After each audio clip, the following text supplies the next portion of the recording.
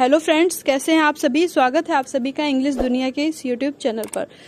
आज की जो ये क्लास है इसमें हम लेकर के आए हैं आप सभी बीएड सेकंड सेमेस्टर के स्टूडेंट्स के लिए। जो आप सीएसजीएमयू से बीएड सेकंड सेमेस्टर के जो स्टूडेंट्स हैं उन सभी के लिए इंग्लिश पेडागोजी के कुछ objective type most important questions जो हम आपके लिए कहीं से सिलेक्ट करके एकदम ढूंढ के लेकर के आए हैं।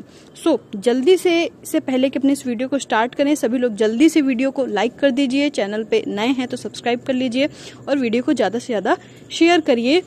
और हम स्टार्ट करते हैं अपनी ये क्लास। अगर आप सभी हमारा सहयोग करते रहेंगे तो हम आपके लिए ऐसे ही सिलेक्टेड क्वेश्चंस लेकर के आते रहेंगे। तो आज की ये मेरी पहली ऑब्जेक्टिव क्लास है। आई होप कि आप सभी को ये क्वेश्चंस पसंद आएंगे। कोशिश करेंगे कि आपको थोड़ा सा चीज़ों को एक्सप्लेन करते चलें ताकि आप अच्छे से उसके साथ कॉपरेट कर सकें। चलिए स्टार्ट करते हैं। Question number 1, which is not a guiding principle of NCF 2005। इनमें से कौन सा एनसीएफ 2005 का सिद्धांत नहीं है।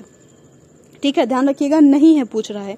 तो सबसे पहला कह रहा है option, connecting knowledge to life outside the school. School के बाहर की जो लाइफ है उससे नॉलेज को कनेक्ट करना। तो ये तो सही बात है, होना चाहिए।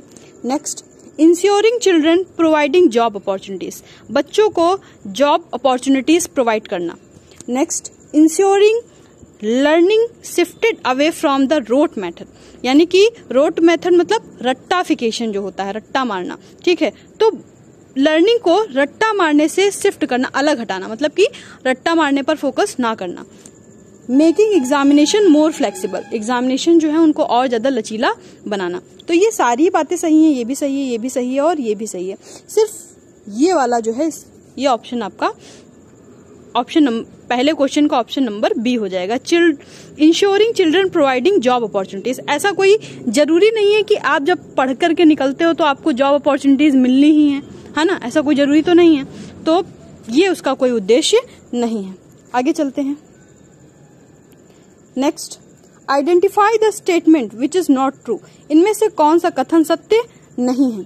English is the most widely spoken language in the world. English बहुत ज्यादा बोली जाने वाली भाषा है इस दुनिया में। बिल्कुल सही बात है।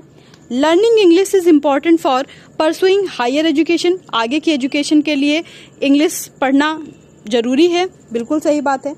English bridge the gap between speaker of different mother tongues. अलग अलग जो मदर टंग, मतलब कि जैसे मान लीजिए आप हिंदी बोलते हो और दूसरे स्टेट में जाते हो, वहां पे कोई गुजराती बोलता है, कोई मराठी बोलता है, कोई साउथ इंडियन बोलता है, तमिल बोलता है, आपको वो भाषाएं नहीं आती हैं। ठीक है, तो आप क्या करोगे, इंग्लिश इसके बीच में एक ब्रिज का काम करता है। आप उनसे इंग्लिश में बात कर सकते हो क्योंकि वो एक ग्लोबल लैंग्वेज है और मोस्टली आज के समय में सभी लोग सीखते हैं।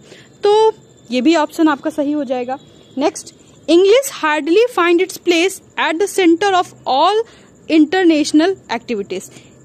ये ऑप्शन आपका गलत है। ठीक है, English hardly find its place at the centre of all international activities. तो दूसरे का आंसर आपका हो जाएगा आंसर नंबर डी, क्योंकि यहाँ पे क्या कह रहा है, इंग्लिश हार्डली फाइंड मतलब बहुत ही मुश्किल से उसको अपना प्लेस मिला है इंटरनेशनल एक्टिविटीज में। तो ऐसा बिल्कुल भी नहीं है।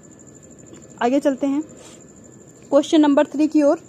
Reading stories, novel, comics and cartoons facilitates reading. Intensive reading, extensive reading, loud reading या shadow reading। तो सही आंसर हो जाएगा आपका extensive reading। आगे चलते हैं। Next, according to the language teaching expert, जो language teaching experts हैं उनके अनुसार the early education of a child should be in, बच्चे की जो शुरुआती शिक्षा है वो किस भाषा में होनी चाहिए। फर्स्ट लैंग्वेज कौन सी लैंग्वेज होती है, बच्चे की मदर टंग, उसकी मातृभाषा, उसको कहते हैं फर्स्ट लैंग्वेज। या फिर सेकेंड लैंग्वेज, या फिर फॉरेन लैंग्वेज, या फिर मल्टी लैंग्वेज। क्या उसको बहुत सारी भाषाएं एक साथ सिखानी चाहिए या फिर उसको विदेशी भाषा में पढ़ाना चाहिए शुरुआती दौर पर, या फिर उसको दूसरी भाषा में सेकेंड लैंग्वेज में पढ़ाना चाहिए, या फिर उसकी मातृभाषा में पढ़ाना चाहिए। तो शुरुआती दौर पर बच्चे को उसकी मातृभाषा पे ही फोकस किया जाता है। ठीक है, बच्चा जो अपने माता पिता को बोलते हुए देखता है, सीखता है, वही भाषा को सीखता है। तो यहाँ पे सही आंसर हो जाएगा ऑप्शन नंबर ए। आगे चलते हैं। Next, in continuous comprehensive evaluation the teacher tries to. Teacher क्या कॉन्टिन्यूअस कॉम्प्रिहेंसिव एवोल्यूशन में टीचर क्या करने की कोशिश करता है? Find out to what extent the learning objective are achieved, make the learner assess the teacher, identify the special need of a learner in a group, make the learner by cramming learning. तो सही answer हो जाएगा आपका option number A. आगे चलते हैं। Next question number 6, teaching of English in India as a second language has been very important and inevitable since. भारत में इंग्लिश एक सेकेंड लैंग्वेज के रूप में सिखाना बहुत ही इंपॉर्टेंट हो गया। कब से? ठीक है, कब से हुआ ऐसा, क्यों हुआ? ठीक है, इंडिया इज क्यों हुआ ऐसा? क्योंकि इंडिया एक मल्टीलिंगुअल नेशन है इसलिए, या फिर Indian language books are mostly written in English.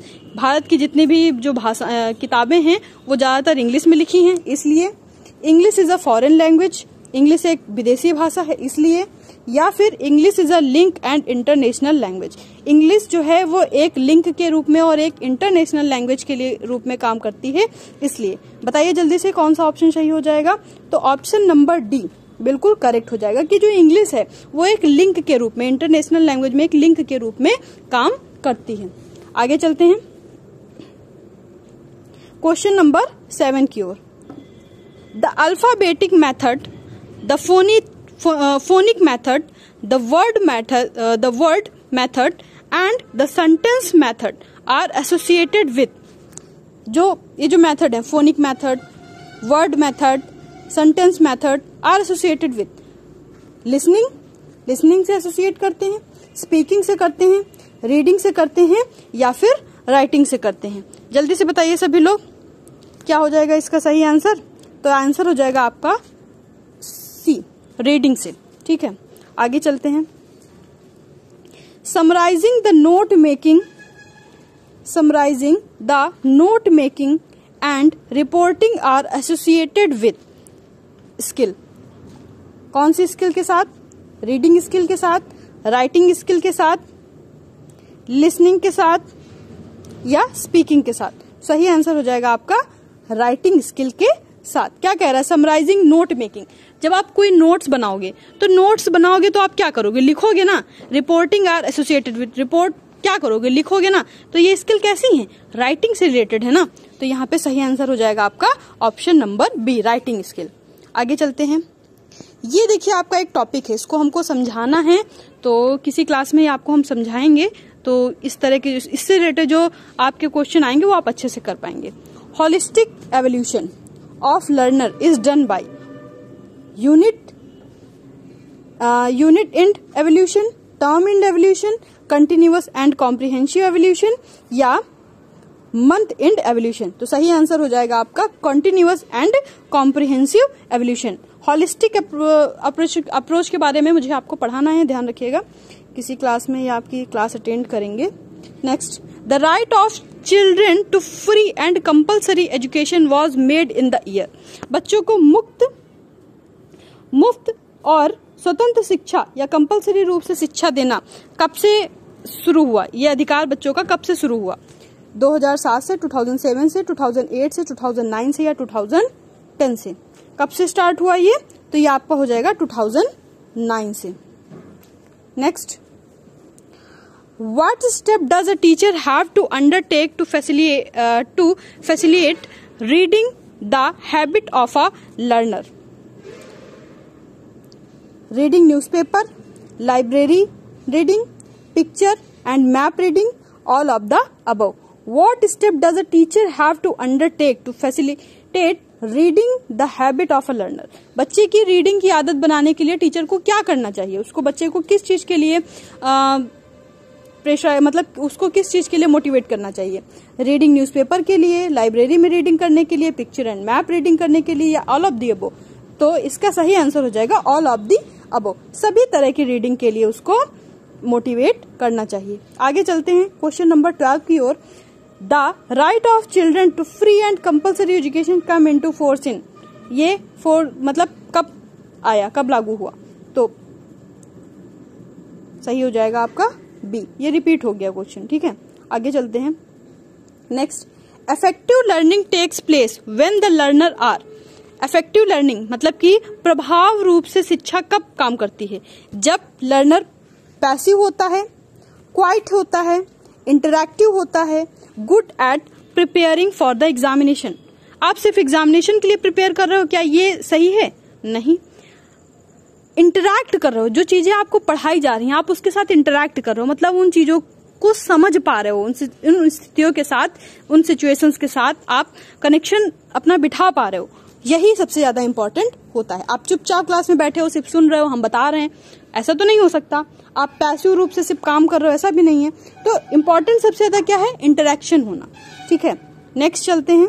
Learning a language means, भाषा को एक भाषा को सीखने का मतलब है learning all the skill of language, मतलब लैंग्वेज की सारी स्किल्स को समझ लेना। Learning and using language skill in appropriate situation. Learning to speak fluently in public, आप पब्लिक में जाकर के फ्लुएंटली बोल सको इसलिए। Writing good books in that language, या फिर उस भाषा में अच्छी अच्छी किताबें लिख लो इसलिए। तो लर्निंग अ लैंग्वेज मीन्स एक भाषा को सीखने का अर्थ होता है learning and using language skill in appropriate situation. जब सही सिचुएशन पड़े तो आप उसको, उस भाषा को इस्तेमाल में ला सको। सबसे इंपॉर्टेंट चीज ये होती है कि सिचुएशन पढ़ने पर पता लगा 4-5 बैठे हुए हैं कुछ बच्चे जिनको कुछ समझ ही नहीं आ रहा है, वो उस भाषा में आपके साथ कनेक्शन बिठा ही नहीं पा रहे हैं, आप वहां पे जाकर के अपना ज्ञान बताने में पड़े हो, तो उनको समझ ही नहीं आ रहा, तो क्या मतलब है? तो जहां पे सही सिचुएशन हो, उस सही सिचुएशन के हिसाब से आप अपनी बात को, अपनी चीजों को यूज में ला सको। तो यही भाषा को सीखने का सबसे सही अर्थ होता है। नेक्स्ट आते हैं। In order to assess the all round development of a learner, a teacher has to take the help of। in order to assess the all round development, बच्चे का सर्वांगीण विकास करने के लिए, एक लर्नर का सर्वांगीण विकास करने के लिए टीचर को किस चीज की मदद लेनी चाहिए? यूनिट इंड एवोल्यूशन की, टर्म इंड एवोल्यूशन की, कंटिन्यूअस एंड कॉम्प्रिहेंसिव एवोल्यूशन की, या मंथ इंड एवोल्यूशन की? तो सही आंसर हो जाएगा आपका option number C, continuous and comprehensive evaluation के, मतलब कि लगातार कॉम्प्रिहेंसिव रूप से उसका विकास किया जाए। ठीक है, आगे चलते हैं। Teaching grammar is useful to improve.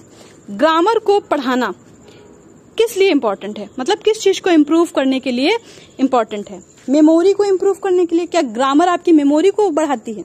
नहीं, कतई नहीं। फ्लुएंसी, आप ग्रामर पढ़ने के बाद बहुत ही स्पीड से बोलने लग जाते हो, ऐसा तो नहीं होता है कि ग्रामर पढ़ने के बाद आप बोलने की हैबिट सीख जाते हो, है ना। लिटरेसी, बिल्कुल नहीं। एक्यूरेसी आ जाती है, आप जब स्ट्रक्चर को बनाना सीख जाते हो तो जब सेंटेंस आप कोई लिखते हो तो बिल्कुल करेक्ट लिखते हो, आपके अंदर एक्यूरेसी आ जाती है, मतलब कि आप अशुद्धियों को खत्म कर देते हो और सही और शुद्ध सेंटेंस लिखते हो।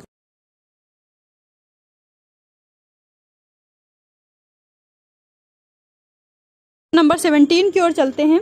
तो क्वेश्चन नंबर 17 कह रहा है speaking skill can be developed by. Speaking English कैसे डेवलप हो सकती है? आप मान लीजिए इंग्लिश आपको ग्रामर आती है, आपको सेंटेंस बनाना आता है, लेकिन आप बोल कब पाओगे, है ना। बहुत से बच्चे होते हैं जो ग्रामेटिकली बहुत परफेक्ट होते हैं, उनको रूल्स आते हैं, लेकिन जब बात पड़ जाती है इंग्लिश में बात करने की तो वो वहां पे सही से अपने आप को एडजस्ट नहीं कर पाते हैं। तो वो चीज कैसे डेवलप होगी आपके अंदर? उसको करने के लिए रीडिंग डिफिकल्ट टेक्स्ट बुक, क्या आप कठिन टेक्स्ट बुक पढ़ोगे तो आपको स्पीकिंग आ जाएगी, या फिर लिसनिंग सॉन्ग्स, गाने सुनेंगे आप इंग्लिश के तो आपको आ जाएगी, या फिर communicating in real life situation, speaking, maintaining grammatical rules. तो ग्रामेटिकल रूल्स की जैसे कि पहले बताया, उससे बोलना तो नहीं आ जाता है, आप सेंटेंस करेक्ट लिख लेते हो, है ना। तो सही है, हो जाएगा आपका communicating in real life situation. जब आप अपने वास्तविक जीवन में चीजों को कम्युनिकेट करते हो ना, आप थोड़े सेंटेंस पहले स्टार्टिंग में इंग्लिश में बोलना स्टार्ट करते हो, फिर उसके बाद थोड़ा ज्यादा यूज करते हो, तो जब रियल लाइफ सिचुएशन में आप उसको अपना हैबिचुअल आदत में डाल देते हो ना, तो वो आपके लिए आसान हो जाता है। आगे चलते हैं क्वेश्चन नंबर 18 की ओर। To raise the standard of education it is necessary. जो शिक्षा है उसका स्तर उठाने के लिए क्या आवश्यक है? टू मेक ह्यूज बिल्डिंग, बड़ी बड़ी बिल्डिंग बना दी जाए तो क्या शिक्षा का स्तर ऊंचा होगा? जैसे मान लीजिए कोई बहुत बड़ी बिल्डिंग है, वहां पे जो शिक्षा मिल रही है क्या वो बहुत अच्छी होगी? जरूरी है ऐसा?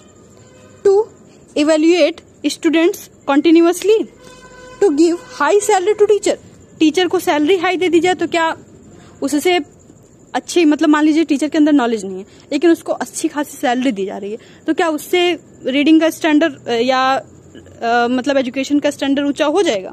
आगे चलते हैं। To let the student play, बच्चों को खेलने के लिए छोड़ दिया जाए, आप लोग खेलिए जा करके, तो क्या बच्चे इससे उनका स्टैंडर्ड ऊंचा हो जाएगा? बिल्कुल नहीं। सही आंसर हो जाएगा आपका टू इवेल्युएट स्टूडेंट्स कॉन्टिन्यूअसली, लगातार जब बच्चों को आप प्रोत्साहित करते रहेंगे, उनको उस तरह का माहौल देते रहेंगे, वो लगातार उनको लर्निंग के लिए आप मोटिवेट करते रहेंगे, तो वो बच्चे कुछ कर पाएंगे। आगे चलते हैं क्वेश्चन नंबर 19 की ओर। Which of the following is not a teaching aid, इनमें से टीचिंग एड कौन सा नहीं है?